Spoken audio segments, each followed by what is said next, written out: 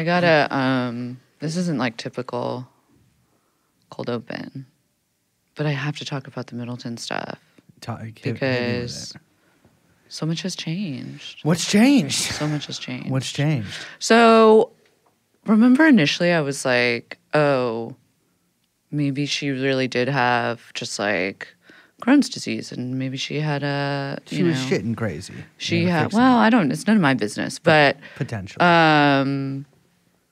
Maybe like a section of her colon was removed, and that's why. And I, laid out some ideas. Maybe she should get more colon. I'm thinking not.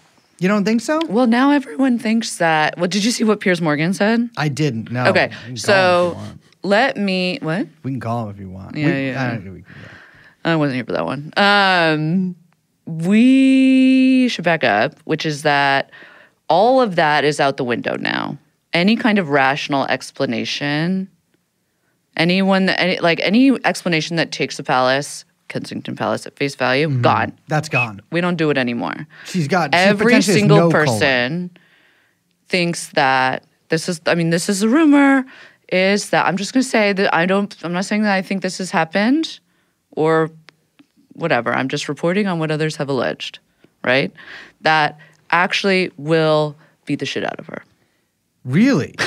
You think that he like... I didn't say I thought that. Okay. I'm saying you think that is, as a survey of what the rumors are, it is that. Remember when on January, let me back up. On December 28th, there was an ambulance scene leaving Sardingham. And which is where you got to keep up with this stuff. Sardingham, which is where the royals were for Christmas, potentially, and it had a police escort, which made people believe that perhaps that was when Kate had her unplanned, clearly, abdominal surgery or whatever, right? Doesn't make sense, but something happened. So people are now suggesting that. Actually, Will has a history of violence, as some evidence in Harry's memoir, Spare, would suggest. And they are saying that there was perhaps an incident at that moment that now the palace is trying to cover up, which would potentially explain why. Because this is still the thing that gets me. Why did Harry fly from Los Angeles to good old England to meet with Charles, the king, for 45 minutes? What had to be discussed in person for only 45 minutes that could not have been done over Zoom or on the phone, which is recorded? Your brother, unfortunately, committed an old boy-style hallway massacre on his entire family, Harry. What do you think? It's something like that? I have no idea. What was he telling Harry? I don't know. No one knows. But it's weird. There's no way you're like, oh, I'm just flying to England for 45 minutes to just be like, it's crazy you have cancer, Dad. Bye. I thought the rumor now was that she caught William cheating. So, okay, that's part of it. So she caught him cheating, and he was like, well, you'll never see anything again. The rumors about him cheating have been around for a long time, and that's with the Marchioness of some lady. I think it's Cholmondeley, but it doesn't look like that. It looks like Cholmondeley. I understand he was cheating on his wife with the Marchioness. Well, the sort of Hills Have Eyes type character from Pawn Stars. I'm going to say something even crazier right now. I think she's pretty. Oh, we're talking about a different Cholmondeley. No. I think there's something about her that's very striking. I have to look this lady up. Cholmondeley. Particularly in her party days. Obviously, she's aged. A little bit of a recessed chin. She's British. What's her name? Elizabeth Cholmondeley? Rose. She's Rose. Rose Cholmondeley? No, she's the Marchioness of Cholmondeley. Rose Hanbury. Yeah, Rose Hanbury. Rose Hanbury. She kind of just looks like Kate. She's a bit more serious. You think she's more serious looking? Yeah. She does look grave in some. Oh, she's at a funeral. Yeah. Oh, but she looks. I do find her very striking, I will say, in a way that Kate is maybe not. Well, Kate clearly found Will very striking as well. Well, possibly. So you think that Kate, not you think, what you were repeating to me is what other people think, that Kate discovered Will's philandering. Yeah, and either said she wanted a divorce, and maybe Will wasn't pleased. He did jujitsu. But so Piers Morgan said, he was like, Will is hiding something. Interesting. So what does he know? I don't know. Where is she? Where is she? Where is she? Where is she? Jeffrey Epstein. Jeffrey Epstein. Jeffrey Epstein.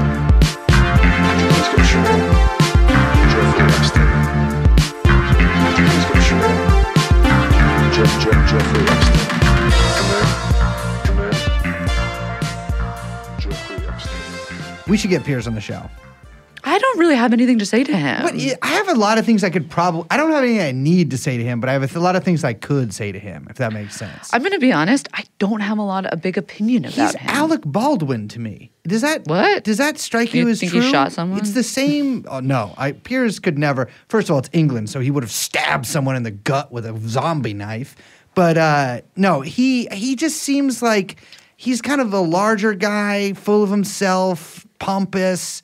But there's like a core. So there's something missing. There's like a hollow man. You know, it's like there's like he's soulless or something. I feel like he's like not in my periphery. Like I don't acknowledge. I forget that he's on. What TV is he on? British TV? The channel. Is he on American TV? I know. I think he's have on like no a idea different, what he's on. The Brits. Like the way that they deal with TV over there doesn't make sense to me. So Yeah. like, I'm not sure. In my head, they have like 5 channels.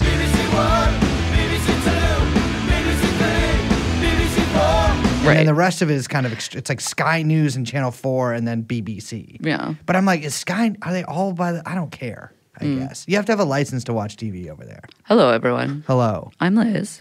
My name is Chumley, and we are of course joined by producer Young Chomsky. And this is TrueAnon. Hello. Hello.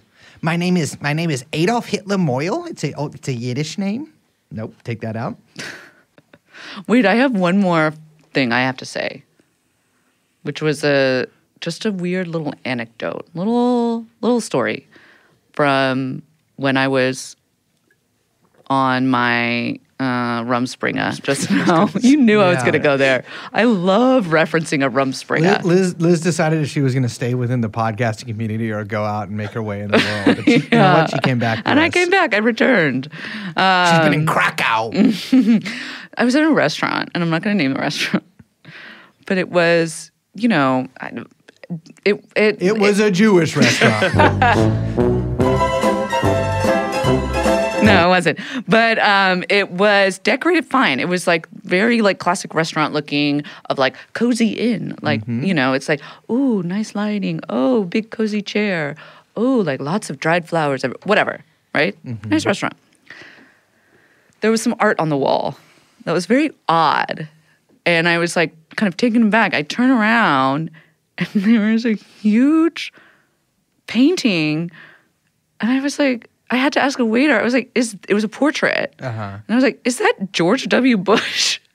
Was it? They had a huge portrait of George W. Bush in their restaurant. They're like expensive, nice restaurant. Where did you go? And I was like, what? Like, what is that? And the waiter, who was lovely, was like, clearly, he was like, yes, that's George W. Like, he gets this question every day. Like, someone is like, is that George W. What? And he's like, yeah, the owner of the restaurant likes artists. Yeah. And, it's not exactly a flattering portrait of him. And I'm like, oh, in what way? And he's like, well, if you get closer, you'll see. Look at his ear. And you'll see actually the portrait is made up of naked women. Wait. It was a portrait of George W. Bush that was entirely made up of naked women? Like Chuck Close style, where it's like a kind of like... Yeah. No, I understand what you're saying.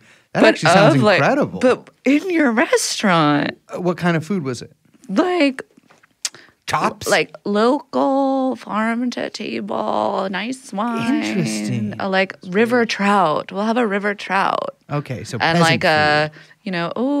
grilled Romanesco sounds nice. Like that kind of thing. Yeah. And then a fucking huge ass portrait of George W. Bush. Made up of naked ladies. I don't know if it was all naked ladies or just one naked lady because I didn't go up and look. Just the ear could have been a naked lady. Yeah, I was unclear. I did look it up on like ArtNet or whatever to kind of suss out the It's a situation. real artist? It's not just like Well, I don't want to say, who knows. But it was very odd, and I just needed to get that out because I felt very funny about it. Yeah. And like when that was acquired and when that was put up, you don't understand how and it makes absolutely zero sense. How large in was the portrait? Like this big. Okay, people can't see what Liz is doing. But so I'm not going to fucking tell them. Her entire wingspan here. Yeah, my wingspan, which is obviously, as everyone knows, 7'3". It's crazy when people see us next to each other because it reminds people always call this podcast sort of the Lord of the Rings of podcasts. They do? Because you resemble the elfin creature, and people often say I'm dwarfish in my stature.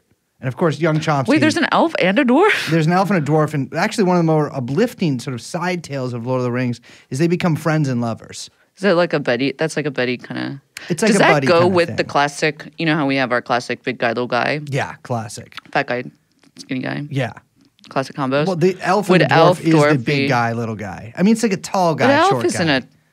Isn't Elves an are elf tall. Elves are tall or Wow. short. Like Santa's elves are short. I thought elves were tiny. I did too because of my experience as a young man. Unfortunately, rather traumatic experiences with some people who said they worked for Keebler. But the classic like Lord of the Rings style elf is, I believe, tall and thin. I feel like that's getting around the whole elf idea. Listen, I don't know. To me, an elf is a fairy sprite. Yeah, sprite, as in tiny. Yeah, and of course the Monsignor at the cathedral that I was raised in. Oh my god. We are talking about planes today. And I got to tell you, if you are listening to this podcast on a plane, get the Wi-Fi right now and sign that motherfucking e-will because you are going to die. No, I'm don't telling say you that. This, if you're on a plane right now, Don't say that. If you're on a plane right now, that's it. You know something I actually genuinely do when I get on planes? Pray? When I fly, I do Final always rites. text. I leave someone a final text. What is that? What's a final text? I leave my testament. What is your send it to a testament? person. You have a don't need to know. testament? You'll know if the plane crashes, but you don't. I do this though. But to a different person each time? Like it's like the State There's of the like a Union, and you stable- I have and a you stable say of you've people. got it's this time it'll be the Secretary of Defense that stays away.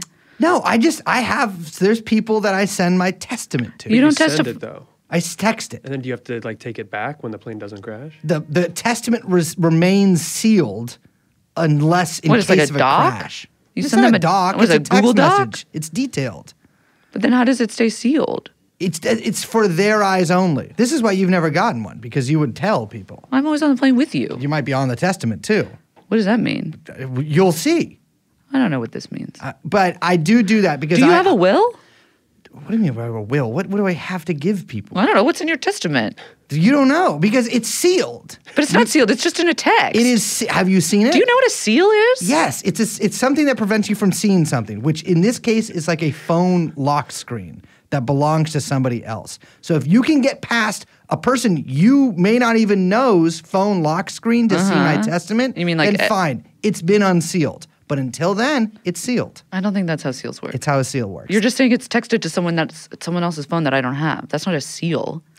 Well, things change. We with should, we should set you up with is a living testament that is like a document that comes with like a passcode or whatever. And if you die, then the passcode gets unlocked, which gets sent to people that you've already said. Yeah. And then they can access the test. Now that would be sealed. Yes. Well, so I have a will too, and my will is specifically set up to make two people who are currently friends into the worst of enemies. Yeah. And so it's classic kind of thing. That's why I'm trying to accrue as much power, money, influence as possible, so that on the event of my death, I can ruin other people's lives. That's like what I want to do. It's always good to leave something. And we are talking indeed today about deaths, about lives, and about airplanes. I will say that real quick, we've got some travel coming up, which I'm very excited about. That'll be nice. And I triple checked to make sure that I didn't book us on a 787 MAX. I didn't. However, we will be flying Boeing. And for that, I'm sorry.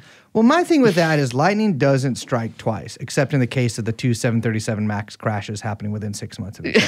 But definitely, all right, and if lightning does not strike caused by twice, lightning. if lightning strikes twice once, then it's not going to strike twice, if that makes sense. Interesting. Now that means 4 times. That means 4 times. Or that's 2 doubles, but yeah, 4 times total. That seems like incredibly unlikely to me. So a lot of people have been asking us, when are you guys going to talk about this whistleblower that got his head blown off? People have been asking? We've gotten a lot of messages. Yeah, I check them. I don't respond to them, and I sort of just don't open them, but I see what the first sentence is before it trails off into ellipses. Seal 'em and shut. then just, okay, I'm done with this. What am I going to do, answer all of them? And I've had people text me in my own life, what's going on with this? I can't claim to have been there in that Holiday Inn parking lot last week where John Barnett was found dead. But we can talk a little bit about the circumstances surrounding the recent death of whistleblower John Barnett, formerly of Boeing and of Being Alive, also known as Swamp Dog, also known as Swampy. And the circumstances surrounding his death are, no matter how you cut it, from the most conspiratorial to the least conspiratorial, pretty fucking tragic. This guy had worked for Boeing for over 30 years. And this is like, I of course, have no loyalty to anything, place that I've worked except for just the idea of Floristry. And this room that you're in right now, I and the betray people you that guys you... frequently. I don't know what you're talking about. Every time I go on another podcast, it's a betrayal. That's not how that works. That's how I feel when I do it.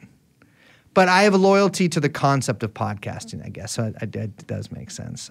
This guy had worked for Boeing for 30 years, and he was like really, kind of one of those breed of engineers that is like dedicated to the company, and to the engineering culture that Boeing was very famous for.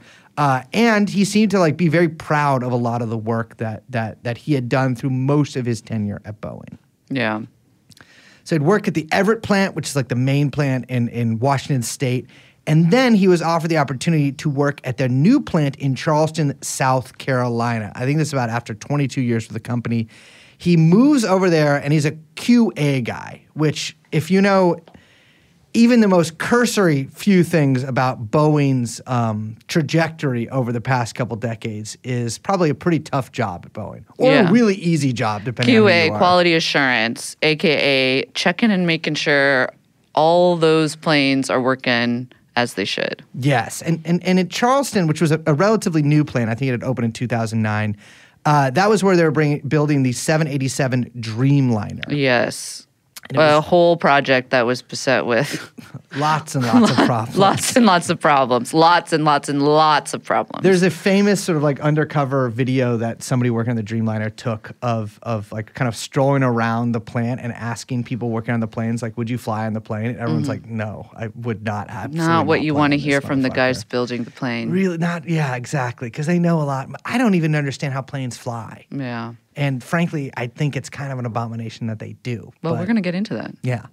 So he first blows the whistle on Boeing in 2016, and because of retaliation around that, and because of the fact that he was essentially getting shifted from place to place because he had just like, not even because of the external whistleblowing, because he had been bringing these problems to his superiors, he had been undergoing, he was diagnosed with PTSD, tons of anxiety, he had heart problems. This company that he had seen it worked for 30 years, that had seen decline in quality and really fuck over one of its really loyal workers. He had seen us essentially not only betraying him, but betraying the people who were supposed to fly in their planes. So he'd been locked in a years-long legal battle with Boeing that was finally wrapping up. He was set to give deposition for his third and final day at the tail end of this very long case. The case had been going since about 2016, 2017. So he's giving this deposition in Charleston. Yes. He just finished the second day, went home, got some time. Then he doesn't show up for the third day, and they're looking for him, and they find him with a bullet in his head in a car. Yeah. In the front seat of his car, or I think truck, in a Holiday Inn parking lot where he had been staying. And it appears that, at least from the time of this recording, they think that he shot himself sometime like 9:30 in the morning. And it's I think immediately was very suspicious to a lot of people, because it's strange to kill yourself in the midst of like the final stretch of your like years-long legal battle. Yeah. Where you're constantly and consistently being proved right about your concerns about quality control at Boeing, including in very, very like dramatic ways, like what we'll talk about that a little later, like what happened last month with Alaska Airlines, and then to give up and give up in this, not only just give up on the case, but to kill yourself, I think struck a lot of people, including myself, as incredibly suspicious. Yeah, absolutely. And I think also people, knowing, like you said, even having a little cursory knowledge of what has been going on at Boeing, and even from a high level of the kind of like corporate shenanigans at the company since, basically the late 90s on. It all feels very I've seen a lot of people throwing around the Michael Clayton. Yes, it's very Michael Clayton-y. No. It's like it's feeling it's feeling like a chemical company. It's feeling like the tobacco companies. It's feeling like the big, bad, evil company that for whatever reason we haven't really seen in a while. Yeah. You know what I'm saying? It feels a little throwback a little bit. Well, I think they're usually more adept at sort of like covering their tracks. We've been so used to these like shitty tech companies for a while that it's like, oh, forgot these big guys can throw their weight around too. Well, there's a lot of like Michael Clayton-ish in this, but then there's also a lot of, I think fairly a lot of parallels drawn to the Epstein stuff. Yes. Right? Well, we'll get into that. Yeah, absolutely. But there's certainly a lot, especially with a lot of the legal stuff surrounding Boeing, a ton of really sort of striking parallels there. Okay, so Boeing, we're not going to get into too much of the history of this company because that's not what we do here. But we'll say this. Boeing is a huge, huge, huge, huge manufacturer for the United States. They produce about 40% of all commercial aircrafts flying. They are the largest export by far for America, and they have been for quite some time. Yeah. They also have the third biggest defense contract behind Lockheed Martin and RTX. So they have a real close relationship with the U.S. government, and not just in a revolving doorway. I mean, this is like a big pride pony for the U.S. government. Yeah. I mean, I think that's something that really cannot be understated here. Is that like Boeing really, in some ways, functions as like an arm of the U.S. government. Yeah. In the same way that like the U.S. often acts as like a salesman for a lot of things that are built here. I mean, we don't build a lot of stuff here, but for a lot of companies that are here. But defense companies, of which Boeing is one, and the aircraft company we have. It's basically the only commercial airliner company that we have, and really one of two in the world. It is essentially like a private business that functions. Part of its sales arm is the U.S. government. Yeah, absolutely. GE used to be pretty similar in a lot of ways, and there are a lot of parallels between GE and the trajectory of that company and what's going on with Boeing that we'll get into. But 2024 in general, we should say, even aside from the dead whistleblower, has been a very, very, very bad year for Boeing. Yes. You mentioned the thing on Alaska Air. Everyone remembers this. The panel of the plane just blew off, which is, I gotta say, one of top 10 biggest fears when I'm flying. You really don't want it. You know what? I don't sit in the exit row. I don't either. I don't, because you know what would happen? I don't know. I think I'm good in an emergency, but I don't know if I would be in a mid-air emergency. I am good in an emergency, but my fear is that something like this would happen, which is an emergency that I have no ability to interact with at all or fix. And would probably, like most people on that flight, believe that I was about to die. Yeah. I'm afraid there would be a viral video of me going, please, God, don't let me die. Kill everyone else on the plane. Kill everyone else on the plane. Here, kill this baby. Kill this old lady. Kill everyone else on the plane. Just let me live. Just let me live. Yeah. Or even worse, someone's like, is there a podcaster on the plane? Yeah, and I'd have to stand up and I would just have to put my phone up to my goddamn mouth and... You start going. And just put my fucking phone to the pilot's face and say, would you let your daughter do OnlyFans? That's terrible. Well, it's a good question. What is a woman? What is a woman? Yeah, ask it. What is a woman? Would you let your daughter do OnlyFans? The pan on the plane blows off midair. We'll get to that more in a little bit too. One of the planes just lost a wheel. It's a plane. You don't need wheels. It's not a car. Yeah, there's a bunch of various breakdowns all over the place. A ton of fires, fuel leaks, malfunctioning motors, random debris. They keep finding random shit in fuel tanks, which I feel like is not a place where you want to find random shit. No, you really don't. in the midst of all of this, the company has lost billions of shareholder value. At least there was one weekend where they lost a quarter of their value, which is quite significant. Yeah. And now, like we said, they've got the dead whistleblower.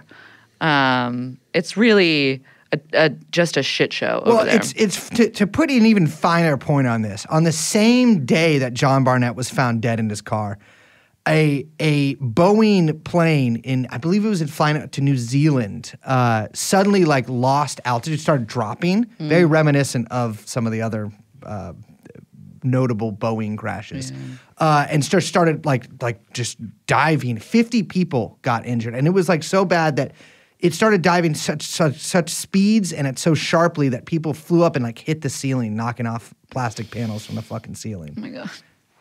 Which is this scares the shit out of me. I'm gonna just keep thinking about this when I'm flying. For me, it's tough too because obviously you guys have seen me when I get on a plane. I immediately take my pants to my knees, not in a sexual way, and put my coat over me to get some airflow going. And I'm afraid that if something like this happened, my freaky thing would be out all over the flight. Yeah, and on someone's video. On someone's video, which of course I could sue them for revenge porn, but I don't. I'm not a litigious guy. Okay, so most of the big blockbuster issues for Boeing stem from the 737 MAX, which we were talking about. Mm-hmm. That was a plane that was allowed to resume flying just 3 years ago after 2 fatal crashes. Yeah. Since then, airlines have filed over 1,800 regulatory complaints about safety issues with the MAX, or what amounts to over 1 per day for the past 3 years. So they allowed it back up in the air 3 years ago, and every single day since then, there's been an official complaint. Jesus Christ. Which is not good. Now, I don't know a lot about planes. I'm just going to put that right at the top. Yeah. And I will say this, however, and you don't know this about me, but it's true. I spent a lot of my childhood on a flight simulator. You did? I am the granddaughter of not one but 2 pilots. And that's true. Both of them loved the old simulator and did not know what to do with the granddaughter. Yeah. Well, so onto the computer it was. Did they do the flight simulator? Yeah. Wow. And they're watching you do it, and they're like, "This is not gonna." They helped me with it. They helped you with it. Yeah, especially one of my grandfathers. Yeah, he would sit there and teach me how to fly on the simulator. Wow. Microsoft or something different? It was, it was definitely Microsoft, but I also think that maybe it was a proprietary program. He was teaching at one of the local colleges. Also, he was teaching flying, and maybe some engineering stuff. I don't really know. I don't remember exactly. But yeah, so I was on there a lot. Wow. Yeah. So I know a little bit. So I'm going to try and explain this the best I can. Yeah, I know nothing. But I will say this. The 2 major problems with the MAX seem to be engineering and manufacturing. Okay, I know that. So 2 things you don't want to be wrong with the plane. This is what they tried to do. So the 737, obviously, not the MAX, but the 737, 800, let's say, this was a plane that existed for Boeing for a long time. It's the classic. That's the classic, yeah. The 747 and the 737, yeah. So they decided, they're like, we're going to upgrade the 737. And if you want to, make a more efficient plane, you want to have a bigger engine, right? Classic. Bigger engine, more efficient. Fuel use, go faster, more efficient. Maybe I do understand how mechanical things work because that is something it's a classic thing. Put a bigger engine on it, goes faster. Bigger engine. So having a gigantor engine in the 737 meant that it would actually take up more space within the body of the plane. Yeah. Which they didn't want to change. Which I'll get into in a little bit. They didn't want to change the actual body of the aircraft, but they wanted to cram this gigantor engine in it to make it more efficient. So what it did is that the engine tip kind of extends out past the wing a little bit, right? Okay, yeah. This causes the nose of the plane to pitch upwards. And I'm going to explain why. This gets into kind of a principle of aerodynamics called the angle of attack. Mm-hmm. Now, you put your hand outside a window, right? You've done that before. Not like Hitler, no. I'm not doing that, You Liz. were doing that. I'm not fucking doing that. You're doing that. No, Put my hand outside the window. Yes. So I see a beautiful lady. No, like you're doing it like a tree. Okay, I'm right? doing You're it doing the outside of a window. goalposts like in the football game. I'm doing it, yeah. But you're putting your hand out of the window, right? You have it out up, of the window, yeah. out the window, and you're feeling the air on your hand, right? Yeah. Now let's say actually you're putting it out this way, Okay. palm facing down. Palm facing down. The wind is going over your hand. You can feel it, right? Yeah. But it's causing your hand to kind of pitch up. Yeah. Right? Up until it keeps going, and it keeps pushing it even further up until a single point, and then it stalls out, and your hand falls back down. Yeah. Right? I think we've all kind of experienced that with our hand out the window. buoyancy of air. No? Yeah. Yeah, yeah. It pitches up, and then that's basically how it works with planes too, right? You have the angle of attack is kind of the angle between the wing and the wind. The wind blows over the wing. And basically, if you lift the nose of the plane, right, the angle of attack is going to increase, right? Okay. As the plane lifts up, the angle increases a bit, and that in turn lifts the angle of the wing. Gotcha. Right? Okay, I think I understand. So the plane's going up, the wing is going up that Yeah. way. Now, pitch changes are fine when you're controlling the plane because the pilot knows how it's pitching. But a pitch change with an increasing angle of attack is different because they're not controlling that, right? So it's all well and good until, again, it pitches up so much that, again, like your hand, it reaches that one point and it stalls out. Your plane's flying straight up, and then it stalls and then goes down. Exactly. That's called the stall limit angle of attack. And that's just like a principle of aerodynamics. That is like not something you can like change, but it's when the wing stops lifting entirely. And I mean, kind of the wind flow basically separates off the wing. That's how it What works. I know about stalling is from like a Nintendo 64 game I used to play that I don't remember the name of or really anything about. I just remember that if you tried to go up too quickly, it would say like stalling, stalling, stalling, and you couldn't do it. Yeah. Because of the pitching. Yeah. Because the pitching. Yeah. So, I mean, all this to say is that like the relative pitch up of the nose can be extremely unstable because you're constantly risking that kind of fatal stall situation. Gotcha. Right? Okay. So Boeing was like, we put this gigantic engine in the 737 MAX, and now it's causing the nose to kind of pitch up because the engine's pushing up on the wing a little bit. What do we do? Because we don't want to break open the plane and build a new plane. So we are actually just going to install a software override. Like they're going to have like a little guy in there that's going to fix it for you. Yes, we're just going to install a software program to basically fix the problem of our own engineering. And the computer system then was meant to push the nose back down when it senses from one sensor that the plane might start exceeding the angle of attack limits. Okay, so the nose is pitching up. There's a little sensor on the plane, and it's like ding, ding, ding, ding, ding, ding, and it overrides not just the pilot but also the co-pilot and pushes the plane back down. Okay, so it like swats it down because it's going up too fast. Yes. Now, so they install this override system in the 737 MAX, but they don't really tell anybody. No, it's actually not. I mean, the big So the 737 MAX, from what I understand, I'm not an expert on this stuff, from what I understand, was essentially a response to like a new product out by Airbus, which is again like their only real competitor. And Boeing, because of some reasons, A310, I think. Yeah, some fucking plane. But the Boeing, not as agile maybe as it once was kind of taken by surprise at this and was like, we gotta come up with a new thing. And this was their answer to that. Which wasn't a new thing. It was just the 737. Yeah, but with bigger engines. Yeah, and with other stuff in it. And one of the things that they wanted to get this thing out there as soon as possible without having the pilots go through flight simulator training. Because that was costly. It would be, there would be less adoption by, like maybe less sales. And so stuff like MCAS, they didn't exactly like advertise or tell anyone about or put in the manual. Yeah, and it wasn't just because they wanted to like rush it to market. It was because if they did, and if pilots were aware that there was this new sort of override system and there was a new sort of a new thing to learn and to manage, they would have to maybe report that this plane was a little bit different, maybe even significantly different than the 737. Yeah. And if the plane, the 737 MAX, was that significantly more different, you know what I'm saying? I do. than a previous 737, then it would mean that the FAA would need to recertify the plane. Yeah. Which would take years. Yes. And would be very costly to Boeing. And so in the interest of getting this out the door as quickly as possible, they're like, well, this benign software is simply something to keep our brave pilots, our Sully Sullenbergers, safe. Yes. And so they didn't tell anybody. Yeah, and if you guys are thinking like, damn, that sounds extremely fucking stupid and potentially even criminal, you would be correct, but Boeing doesn't really admit any of that until after 2 fatal crashes.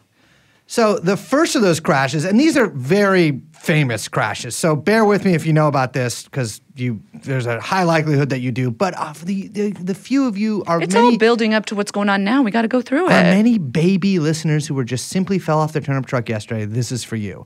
The first of these crashes was Lion Air off the coast of Indonesia in late 2018. This killed all 189 people on board, including famous country singer Townes Van Zandt. So the response to this one was insane. I think Boeing probably had a decent idea of maybe what went on here. And there's a lot of, you can read between the lines on a lot of the contemporary reporting at the time, because I think even a lot of reporters were a little skeptical about Boeing's and Lion Air, but via Boeing's like very aggressive and muscular response to this. So there's a 2019 article from the New York Times entitled "Lion Air Crash Families Say They Were Pressured to Sign No Suit Deal." Mm-hmm. This details how the company the Lion Air was enmeshed in the regulatory state of Indonesia, much like Boeing is kind of enmeshed in the regulatory state of America, or the apparatus of America. And that Lion Air routinely kind of paid off officials and any sort of bodies that would regulate them in any sort of way with just giant plastic bags full of cash. In that article, it also talks about how they were able to assemble this kind of crisis center right after the crash and fly as many of the family members of the people who were killed in the crash to that crisis center and pay them off with bags of $92,000. Not actual bags, but they were essentially having Could have been. They were essentially having people sign these pledges to not sue not only Lion Air, but any of the, I think it was something around 400 related companies, like people who would manufacture the airplane, whatever. Like this essentially this agreement to not sue, especially Boeing, for $92,000. Yeah, we were talking about this yesterday, and I was saying, oh my God, it reminds me so much of that bullshit that Liz Warren was doing for, I can't even remember which company, Dow Chemical, I think it was. She was working when she was, being flown to Africa to have, heart-to-hearts with some of the women who had suffered complications from breast implants, and she tried to, pass it off as, doing some good. I don't know. She kind of tried to do a woke spin on it. Yeah. Because it was Africa, so I guess she just tried to build off of that or something. But yeah, it's just fucking sending a bunch of fucking lawyers to get you sign away rights and give you hush money. Classic. I mean, this is, and to kind of zoom out a little bit, this is these Boeing, which is the sort of implication a lot of contemporary reporting and reporting since is that Boeing was putting Lion Air up to this, that they're flying all these families out in the midst of their sudden shock grief to be like, you're not going to sue anybody. You're not going to sue anybody. Here's $92,000. Which Indonesia goes a long way. The other thing is that Boeing was sort of blaming these third world pilots on they're not so trained, they're not so safe, this kind of thing wouldn't happen in America. Mm-hmm. But it comes out that MCAS was the reason for this crash. Yeah, the same thing happened with the second crash, the Ethiopian Airlines flight. That killed 157 people. Just months later in March 2019, and 1 month before John Barnett gets quoted in the New York Times about problems at Boeing's manufacturing facilities. But that flight, is funny because the Ethiopian government comes out and maintains and says, this is a quote from the report. They say it was repetitive and uncommanded airplane nose-down inputs, which put the airplane in an unrecoverable drive. So essentially, that software program, that override, was pushing it down as the pilots were trying to pull it up, and they couldn't. Yeah, so I mean, at this point too, like it was known. I mean, this is kind of part of the big scandal that happened with Boeing. It's like it was known that MCAS was probably the reason for was the reason for the Indonesian crash. Yeah. And so there'd been like this like rush like explanation from Boeing reps to like pilots around the world, people who were piloting this thing, like, oh, there's these measures you can take if it starts doing this. And it later comes out that these guys, the pilots on this Ethiopian Airlines flight, had done those measures. Ugh. And the plane still took them down. Because it's just, if one sensor is faulty, that means the plane is taking itself into a nosedive, which is fucking insane. Yeah, the U.S. National Transportation Safety Board, which I think everyone kind of knows is pretty, I guess you would say, in bed with Boeing, like a lot of other regulatory bodies that we're going to talk about today, they disagreed vehemently with the Ethiopian government, and I believe they joined the French. The way that these things get done internationally is a little complicated. Yeah. But they came out along with the French and said, no, it wasn't the software, it was the pilots, and also it was a bird strike. Yeah. I don't know if I buy that.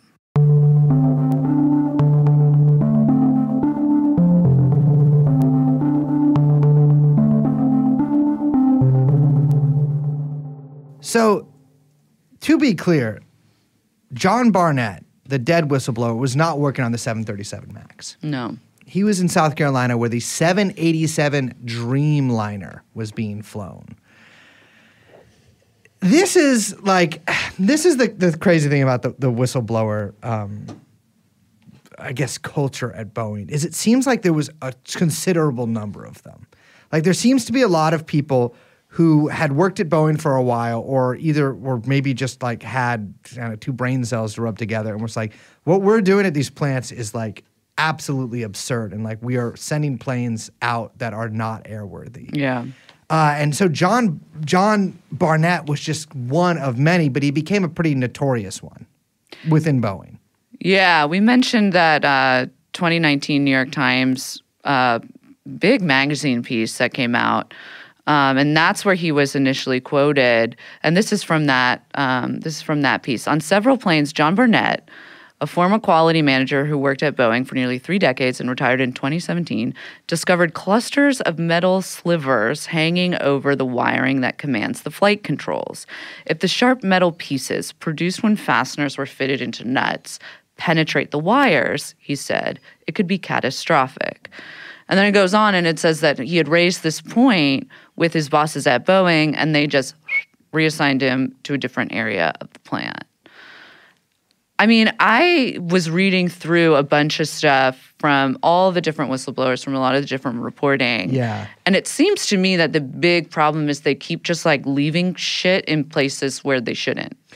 Listen, I've worked in one industrial environment in my life. I'm not going to say that I'm an expert on this kind of stuff, but and I'm trying to think if I ever left anything weird in anything, which I definitely didn't. Like we're pretty careful on that stuff, because if you left something in a machine, something bad could happen, and so you would check to see if something was like it could be dangerous. Could be dangerous or whatever. And I want to clarify too, like there was several people that I worked with who were active alcoholics, who were very drunk most of the time. And none of those people ever did that. It is like, I mean, and you know, it's not too different. You know, we're screwing in nuts and fucking, you know, we're working on a factory line. These guys were leaving any old thing on the plane. They're like leaving like ladders in the plane. They're leaving like bolts in engines. I mean, it is a complete and total fucking like mess inside these planes. Yeah, and I mean, a lot of people have spent a lot of time detailing all of this. It's not because a bunch of stupid people are working at these plants. It's because of management practices. Yeah.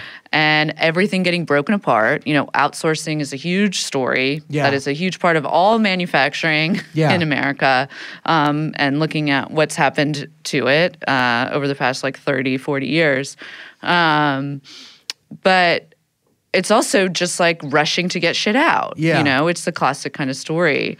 I And a lot of this, I think, people know this comes from all the very widely reported management changing at Boeing. It's kind of classic 21st century leaning out of the company. Let's find all the points in the process to smooth out operations. Let's break it apart into all these different things, all these different places. Yeah. Let's do a bunch of labor arbitrage to skim as much off the top as we can, lean, cut all the costs just to placate all the shareholders so we can keep bumping the price up. I mean, I think everyone knows this kind of story, but it is a really, really important part of what happened at Boeing and why this is all happening. It really that is something that cannot be emphasized enough. Is that listen, Boeing is in parts like an arms manufacturer. I'm not saying that Boeing is this isn't us being we fucking love Boeing or whatever, but it is a verifiable fact that is present in pretty much any history of Boeing, that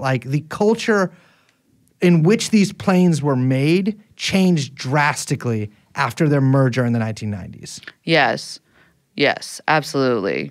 A big change that happened with that was, that was basically they merged with McDonnell Douglas, right? Mm-hmm. And then even though McDonnell Douglas was a smaller company, basically Boeing let them just take over all management practice. Absolutely. And this is a very similar thing that I've seen play out in many of my own relationships when I was younger, where I had less resources and I was somewhat, I guess you could say, pathetic.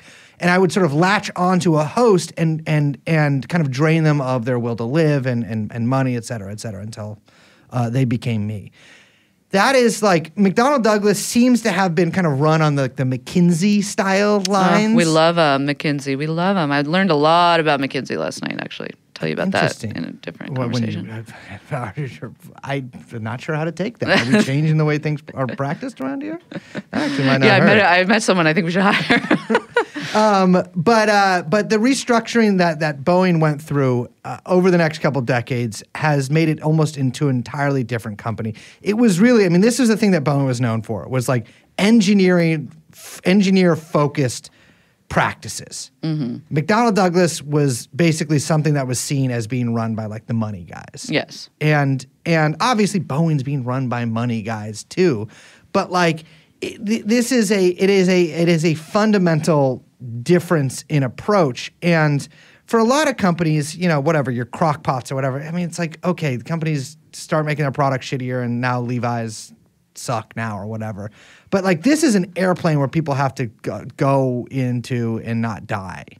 And so the approach that Boeing started taking did not become conducive to safety.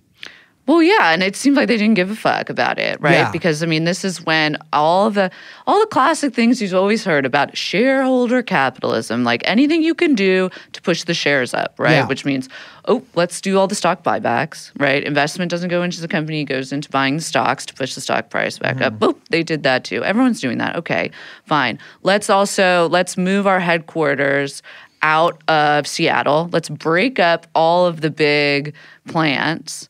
And actually, remember how we talked about John Barnett? He's in Charleston. Mm-hmm. Well, he was in Charleston because they opened up that factory so they could get out of the heavily unionized state of Washington and into the right-to-work state of South Carolina. Interesting.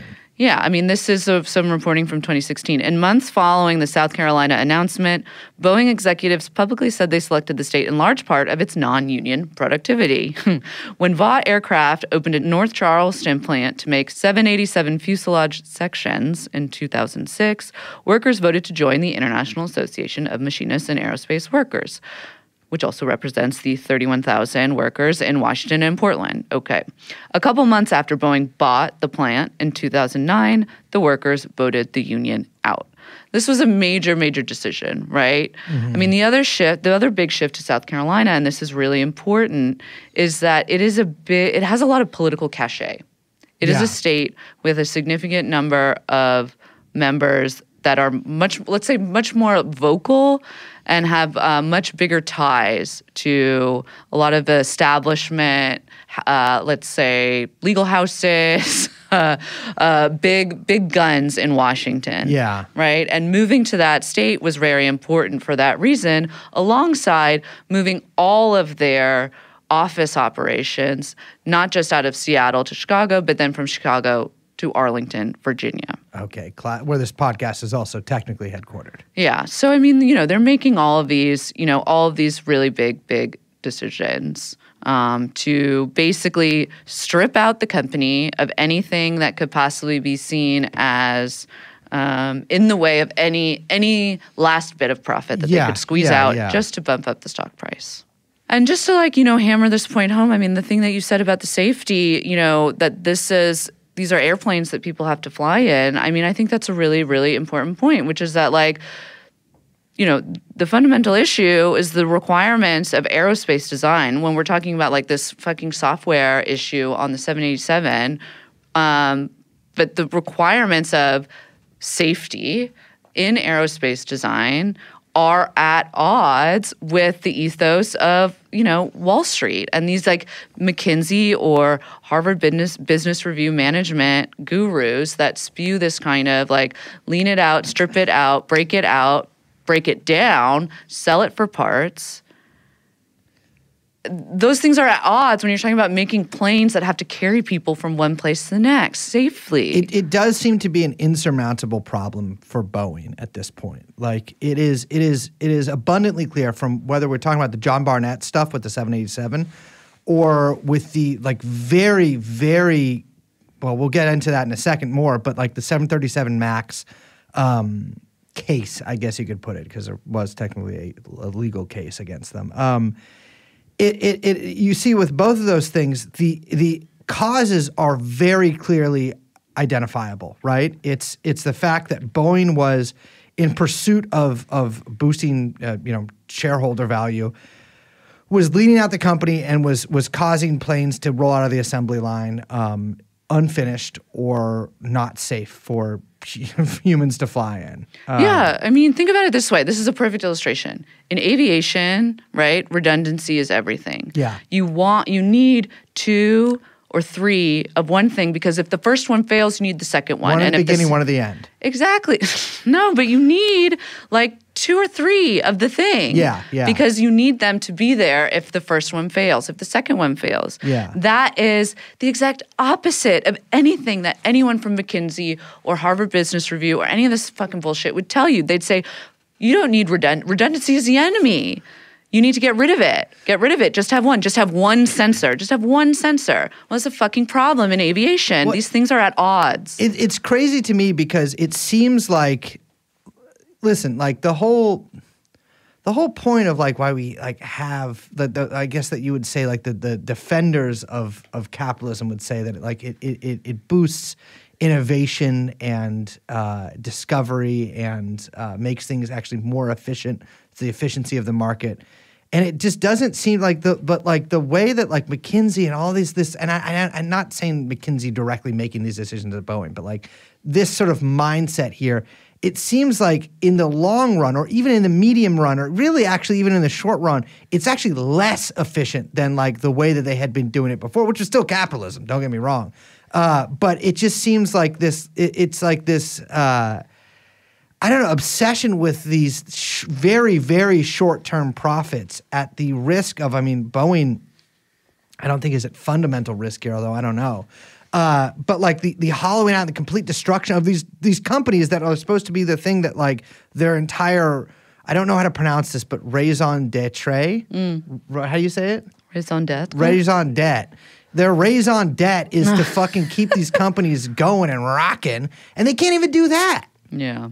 The most dim-witted mid-century, mid-level Soviet bureaucrat could probably run Boeing better than John Calhoun or whatever. Yeah.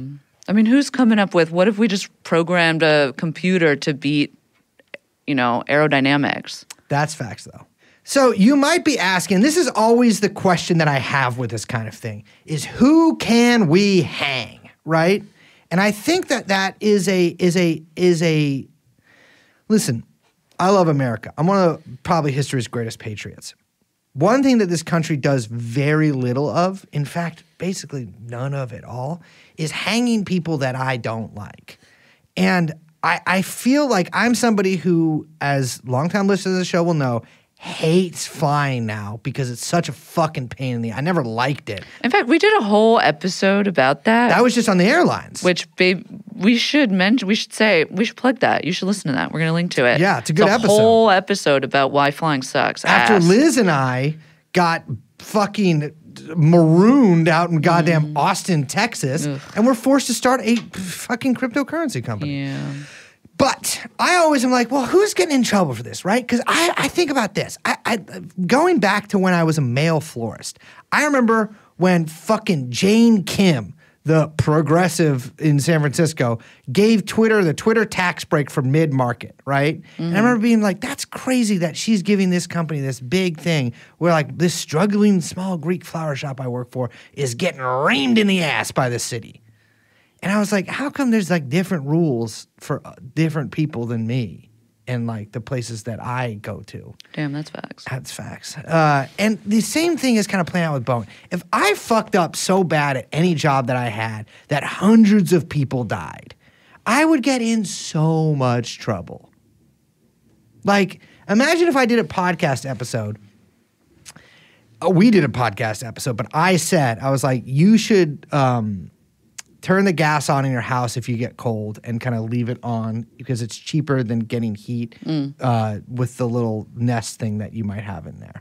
I don't really know how those things work. I don't have one of But those. let's say that I caused the deaths of hundreds of our listeners, Sure. right? I would probably get in trouble here. Maybe. I would probably get thankfully there's not a lot of redundancy on the show, so I would get, you can't really kick me out, but I would probably have to take a back seat for a while, right? You might kill me. I would not. You wouldn't kill me, no. You're too sensitive for that. But he might kill me. Yeah. It's not about sensitivity. I don't understand how so many people at Boeing can have basically directly caused hundreds of deaths and then nobody really gets in trouble. Let me introduce you to the American legal system. It's crazy to me. It's crazy. So the 737 MAX crashes were a big fucking scandal. I mean, there's been like documentaries about these. I've watched several of them in the past few days. But I knew about this, and I try not to look at scary aviation news because I have to fly not infrequently. It was made very clear, basically by not only the reporting but just by the bare facts of the events that Boeing was directly at cause in the deaths of hundreds of people in these two plane crashes. But keep in mind, Boeing is the only U.S. commercial airliner manufacturer. It is a huge supplier, like Liz said earlier, for the U.S. defense industry and provides a sort of stable of staff for U.S. presidents and administrations. For example, Obama's chief of staff from 2011 to 2012 was former Commerce Secretary William M. Daley, Richard Daley's son, who resigned from the board of Boeing to take the gig. I mean, to be honest with you, I would not personally take a job as another man's secretary, which is what a chief of staff is, but I guess things function differently in Chicago. I'm just like, I wouldn't do that. Why? I don't really feel Do you feel like that's like, what's your problem with secretary? I'm not saying that, interesting. You're saying that you think that I think it's gendered. I'm not saying I think anything. I'm asking you to tell me what you think. I wouldn't leave my job to be another dude's secretary. Why? I just don't think that's just not for me. That's not my journey. That's not my journey. But if it's yours, I support you. Not you, but anybody who's thinking of doing it. What? That's not your journey, I'm saying. How am I in trouble for this? Trump replaced General Mattis. Remember that fucking guy? Not really. Why did I say fucking so weird? Remember that fucking guy? You used to hear about him all the time. He's Mad Dog Mattis. Hopefully they put his funky ass. So many things you don't hear about anymore. It's one of those guys. I think what they should have done, they should treat that guy like a goddamn Bully XL. He sounds like one. Mattis sounds like Mad Dog Mattis. Yeah, but even without the Mad Dog part. But Trump replaced him with a Boeing guy. There is a fantastic, I want to say super short, but it's like 27, 28 page piece by Columbia Law professor John C. Coffey, sounds like an energetic guy, called Nosedive, Boeing and the Corruption of the Deferred Prosecution Agreement, that lays out a lot of the problems with the government's prosecution of the 737 MAX crashes. Because you remember, this big deal. There was a congressional hearings about this. Boeing's in a hot seat. There is a legal case against them from the DOJ. All in all, Boeing ended up having to pay $2.5 billion in fines, which seems like a lot of money, right? It does. But I feel a twist coming on. Oh, no, the twist is coming. So this came at the end of Trump's term, which had seen itself like a drastic drop in corporate prosecutions, which aren't really a real thing anyways, but the numbers had dropped. Even the climate is basically always the same. The case was bullshit from the get-go. Coffee does a really good job of laying out how a lot of this probably went down. But the case was brought forth in Texas. Well, it was originally brought forth, I think in New York, with it was like the fraud division of DOJ, because it was like they were alleging that that Boeing had defrauded a lot of people, including the government, about the 730 Max stuff or 737 Max stuff, which they did. But then it was like a cybercrime lady took it in Texas. And they decided to move it. Well, they really wanted better jurisdiction. I mean, that was the whole reason. So they venue shopped this fucking case. Classic legal move. Classic legal move. Crazy that the government basically allowed them to do this. And so what Boeing did was they stonewalled for the first 6 months, and then when they got some movement on the Texas stuff, they decided to actually not cooperate, but to get down with the case. It's prosecuted by this woman named Erin Neely Cox. Yeah, I remember that name. And judged by a right-wing corporate-friendly judge. So the same day that this is sort of brought forth, there is a DPA signed, which is a deferred prosecution agreement. We will get to that in a little bit. But there's this big DOJ press release that comes out that is crowing about this $2.5 billion in fines that Boeing is going to have to pay. And that does sound like a lot of money, right? Mm-hmm. So if you actually get into the weeds, which Coffee does, it's actually not so much of a big fine. So Boeing actually only pays $234 million as a, quote, criminal monetary penalty. This is, according to the DOJ, representative of the money saved by not having pilots go through flight simulator training. Crazy. Exactly. So it's kind of like an arbitrary number, and it's also, which the fucking DPA itself notes, is on the low end of the recommended amounts. Mm. So $1.77 billion goes to fucking airlines because they grounded the 737 Max. So they need to be paid out. $500 million goes to basically families of survivors. So J.P. Morgan immediately comes out and is like, actually, it's a pretty good deal. It's a small. They call the fine itself. They're like, this is small. It is also, except for the $234 million penalty, tax deductible. You gotta love that. Gotta love that. So actually, we paid that. So yes, yes, we did, because you know that Boeing probably has baller ass tax lawyers that they got Jeffrey Epstein in there. You know what I'm saying? They are getting money back at the end of the year. So Coffee says that the $1.77 billion to airlines actually wasn't necessary at all because they could just sue Boeing on their own. It was included along with the $500 million to survivors to inflate the penalty to make it seem like the government didn't just give them a $234 So it was basically fine. just for the headline. They're juicing the fucking numbers, Liz. For the headline. Exactly. So that people wouldn't look away. Because, imagine this, right? I'm like, Boeing killed 350 people. Mm-hmm. They had to pay $234 million. You would be like, that seems small, right? Yeah, if they're like, oh, this plane needs to be grounded and they need to figure all this shit out. They killed, they've got 2 crashes. They're, this is unsafe. There's probably corporate cover up here, total malfeasance. That sounds like pennies. Pennies. And it fucking is pennies. Beans. Because all the rest of that money, the $1.77 billion, the $500 million to the survivors, all of that would have just gotten paid out anyway. So they're just including it within the DPA so that the Department of Justice looks like it's doing something. So then they blamed, and I hope you guys do not take a page from their book when we eventually get in trouble for my gas theories. They just blamed 2 guys who worked at Boeing, 2 relatively mid-level guys. Yes. Mark Faulkner, who was sort of the main one, was a guy that they were like, he does sound like that. His name, Mark Faulkner. I just really want to say, it sounds like a guy that you put the blame on, right? If I'm looking through the roster, Mark Faulkner. we're tossing Mark Faulkner onto the motherfucking It's really, Airbus. that's unfortunate because he's got scapegoat written all in that name. Exactly. He's lucky that John Lyer quit 6 months before the 737 MAX agreement went in. So he was he wasn't even a test pilot. He sort of called a test pilot and some stuff, but he was just like a guy who was involved, I think, in some of the flight simulator stuff.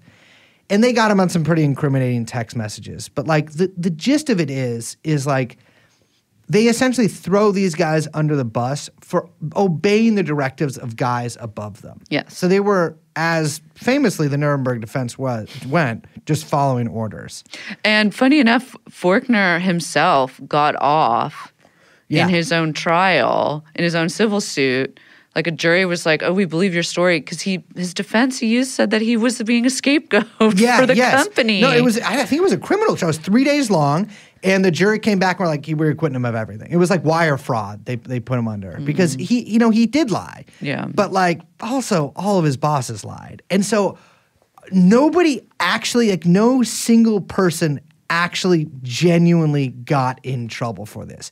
It was all like the blame shifting around. Some money got paid off. Faulkner has to retire early or whatever. But nobody, of course, no one went to jail. Nobody ever goes to fucking jail. But like, there wasn't even a single person that this really got blamed on.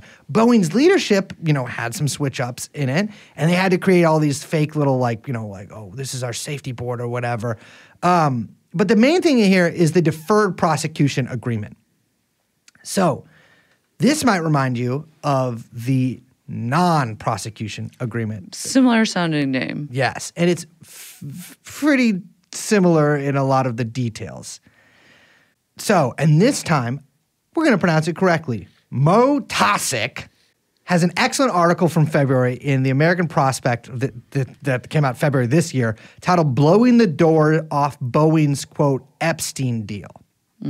So in that, she interviews Paul Cassell, a lawyer who you might remember from some of the earlier TrueAnon episodes, a lawyer who sued the government on behalf of a couple of Epstein Jane Does, which led to the sweetheart deal that we got, that whole Florida kerfluffle, kind of getting the lid blown off of it, which led to the Miami Herald articles, which led to Epstein getting arrested again, et cetera, et cetera, et cetera. She points out that the guy running the team representing Boeing was former Deputy AG Mark Phillip. Mark Phillip had endorsed the Epstein sweetheart deal. And he actually was like one of the John Coffey talks about this a lot in his paper. He was one of the people who essentially like pioneered the way that DPAs are written out now. There is such a like similar, I guess, mindset behind this of like these two teams of lawyers essentially getting together and like working the details of this out on their own. Coffey seems to think that, or seems to imply very heavily, that like it's pretty clear that Boeing's lawyers got together with the DOJ to write out the statement of facts that accompany the DPA. So like the stuff that is like in the record as like officially, these are the facts. And like to make it, to basically absolve senior management of any blame. There's certain lines in there that like explicitly say like this is not Boeing management's fault. This is like essentially the fault of like a few low level employees. Oh, a few bad apples. Exactly. Yeah. Both the Epstein article and the John Coffey paper both point out that the prosecutor in this case, Aaron Neely Cox, who we mentioned earlier, 6 months after this DPA is signed, goes and takes a job with Kirkland and Ellis, who are the people representing Boeing in this case. Nice little switcheroo. Nice little job interview. Nice little payoff. There's so much else, too, of like the incestuousness between like the legal stuff.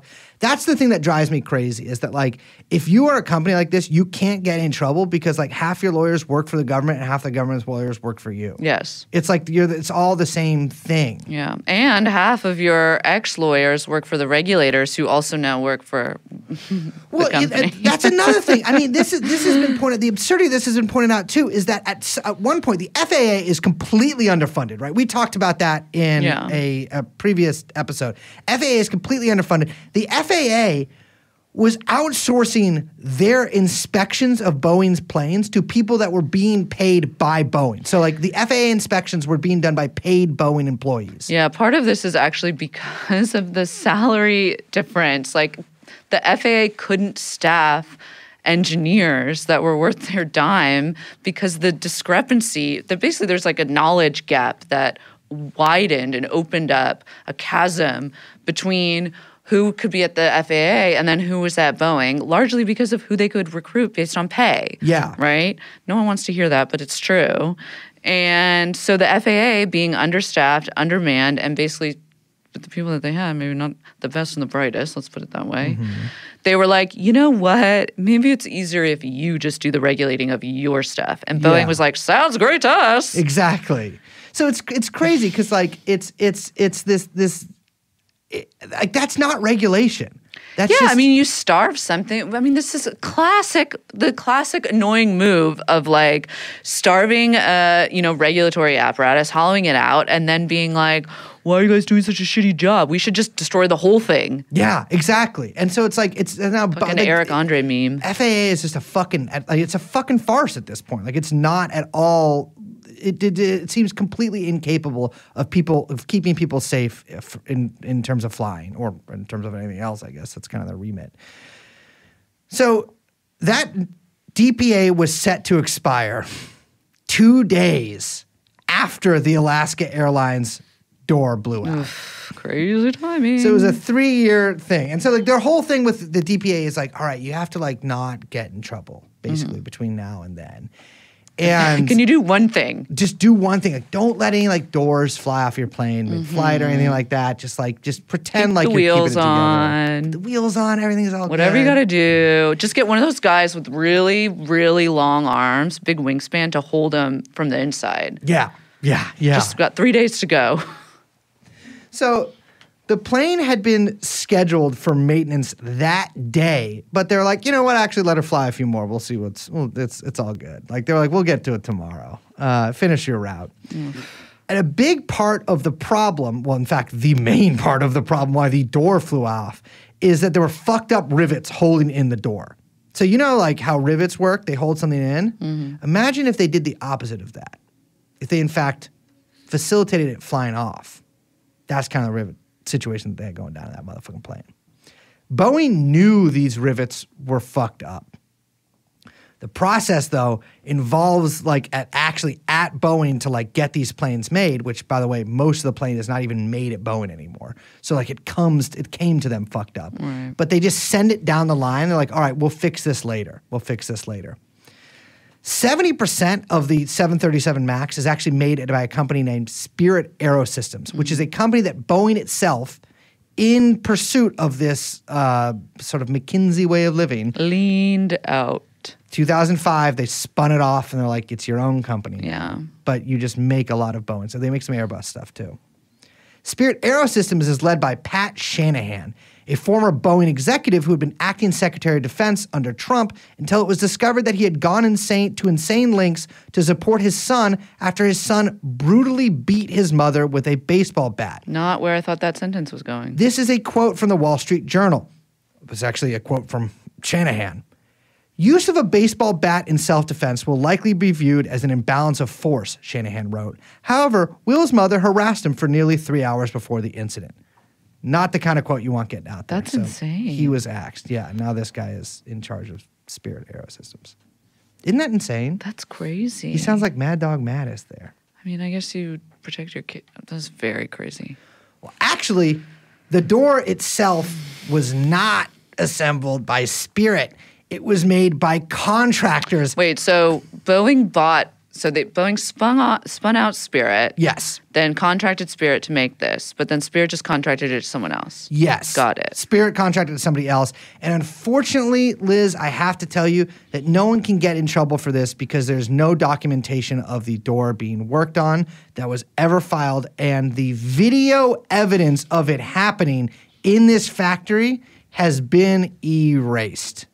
Now, it's funny because I'm just reminded of some of the stuff we were looking at for this episode, and Boeing management itself viewed internal documentation as a kind of hindrance, as too much of an excess to have around. And so they didn't like to have really any paper trail of anything. Yeah. You know, again, another example of what running a lean operation can get you. So, if that's not insane enough, now that DOJ is rumored to be opening a new criminal investigation into Boeing. It's unclear whether that's related to like the deep violations of the DPA or like an entirely new investigation. I have a feeling because of Boeing's importance to the U.S. government and U.S. economy that will probably be a new investigation, but hopefully I'm wrong. But now Boeing is in talks to reacquire Spirit. So there's just like money being moved around here at astronomical sums between people who have absolutely no stake in the safety of the people who fly on the airplanes that they're making like shit.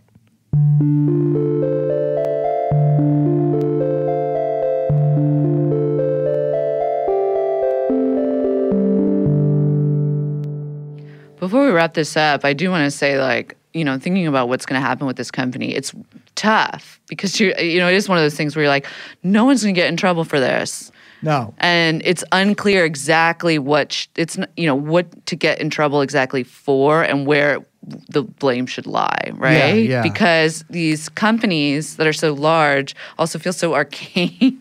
You know, it's like a little like confusing as to how even things are run. Yeah. Because of the sort of, I don't know, like Kafka-esque system that they've like set up to kind of spin all these things out and spin liability away from any sort of like central nervous system kind of. Yeah, you know what I mean? yeah. I was listening to one of the Odd Lots episode coverages of this, and they had this guy come on that was pretty interesting.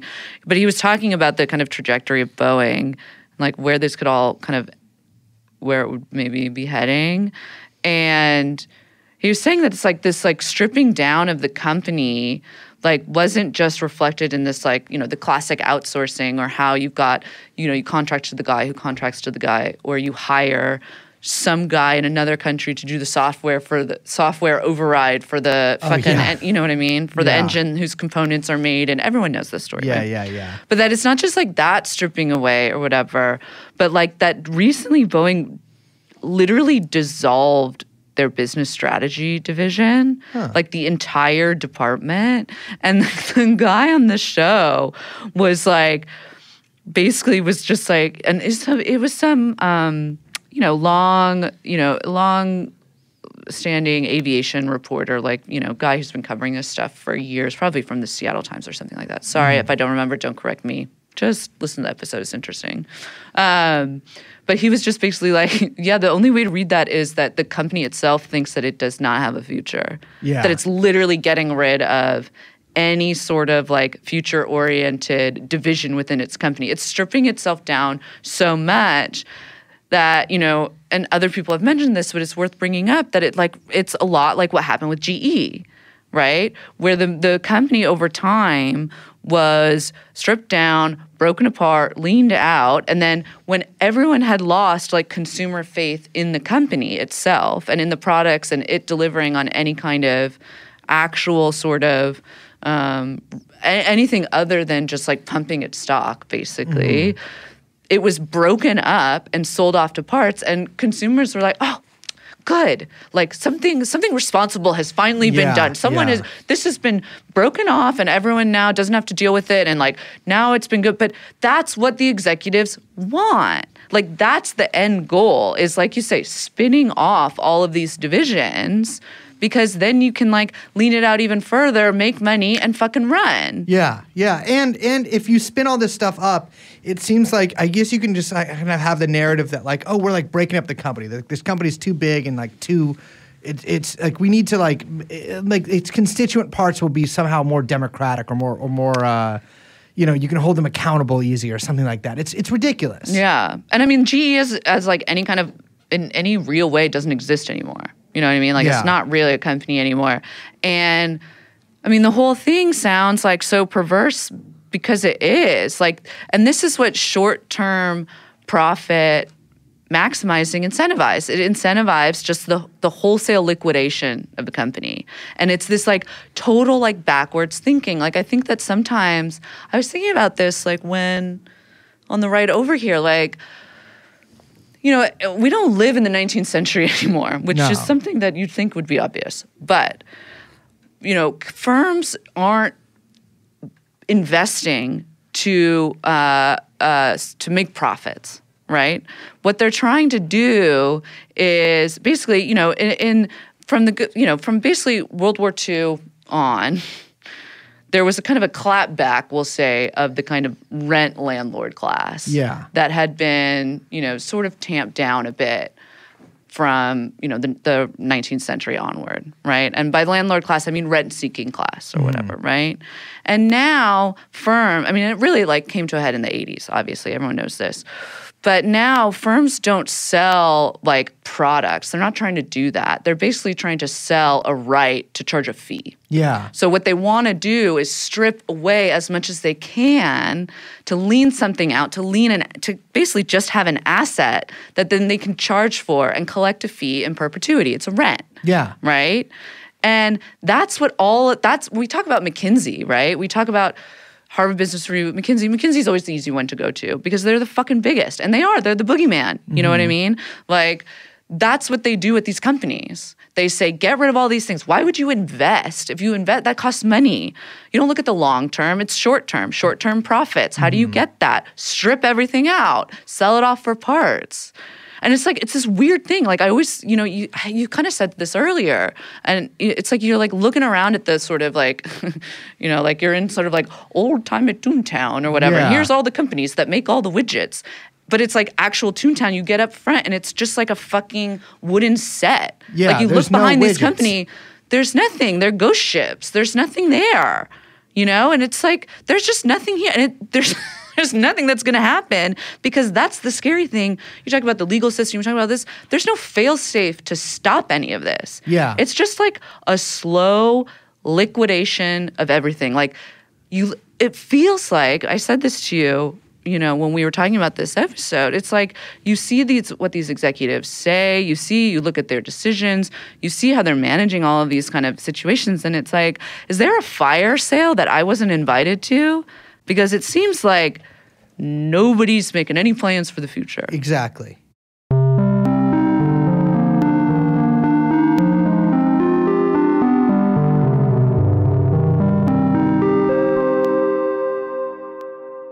Toontown fucking ass economy. I'd like to take you to Toontown. Sorry. That was mean. I'd like to take you there and to show you what could happen. No, that's meaner. What's that even? What? You know what? You could take me there I'll take you to Toontown. if I get to see your testament. You can't see my testament. Why not? You can't see my testament. I have things that will be released. I will be released. You think I'll go to heaven? Yeah. Do you think that I'll be respected there? Well, I don't know about that. Because that's the thing. I was I would go to heaven today if I knew I was going to get more respect there than I do here on this fucking dirty world. Well, with that being said, my name is, Brace Boeing, actually, of the Boeing family. And frankly, like a Boeing plane, I'm full of nuts, bolts, and a little bit of fuel. And a ladder And a ladder. And a bunch of guys. that are still locked in there. Mm-hmm. Oh, I'm Liz. Happy to be back. We are, of course, joined by producer Young Chomsky. I have such marble mouth all the time. It's because you guys don't understand this. Liz talks about how she was gone for a few days. Liz has been smoking cigars in the humidor. Liz hangs out with a bunch of people that she won't let me meet. And The she Cubans. I'm afraid of Well, two of them are Colombian. an Albanian. Well, yeah. And- We don't mention it to him, though. Yeah, but I just smoking in this fucking humidor with these guys. It's like this little boys club that Liz gets to go to, and me and Young Chomsky can't hang out there. Yeah. And it's just you come back and you're all refreshed. You're wearing this big Hawaiian Got these shirt. crazy McKinsey stories. And you're wearing jodhpurs, and it's just you're a different person to me now. But you know what? I still respect you. And I feel refreshed. And this is TrueAnon. We'll see you next time. Bye-bye.